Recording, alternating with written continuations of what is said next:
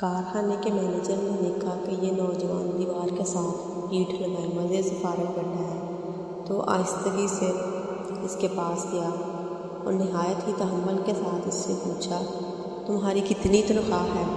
نوجوان ایک دھیمی طرز پر عمل والی مردبات شخصیت تھا۔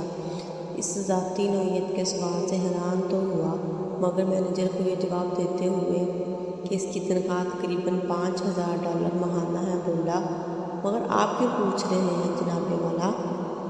مینیجر نے نوجوان کی بات کو درخور اطمینان جانتے ہوئے خاموشی کے ساتھ اپنی جیب سے اپنا پرس نکال کر اس میں سے $5000 گن کر علیحدہ کیے اور پھر یہ پیسے نوجوان کی طرف حساب چکتا کرنے کے لیے بڑھاتے ہوئے کہا، میں لوگوں کو تنخواہ اس لیے دیتا ہوں کہ وہ میرے کارخانے میں آ کر ایمانداری سے کام کرتے ہوئے اپنا فرض ادا کریں، نہ کہ ادھر ادھر آ کر فارغ بیٹھ جایا کریں۔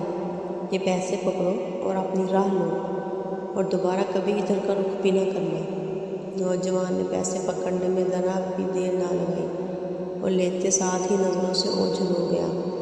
مینیجر نے آس پاس تماشا دیکھتے مزدوروں کی طرف منہ کر کے تنبیہاً کہا، یہاں موجود ہر شخص یہ جان لے کہ ہر اس شخص کے ساتھ یہی حشر ہوگا جو یہاں آ کر اپنے فرائض سے غفلت برتتا ہے۔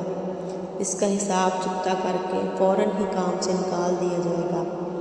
پھر مینیجر آنکھیں پھاڑ کر اپنی طرف دیکھنے والے ایک مزدور کے پاس گیا اور اس سے پوچھا، لگتا ہے تم اس نوجوان کو ذاتی طور پر جانتے تھے۔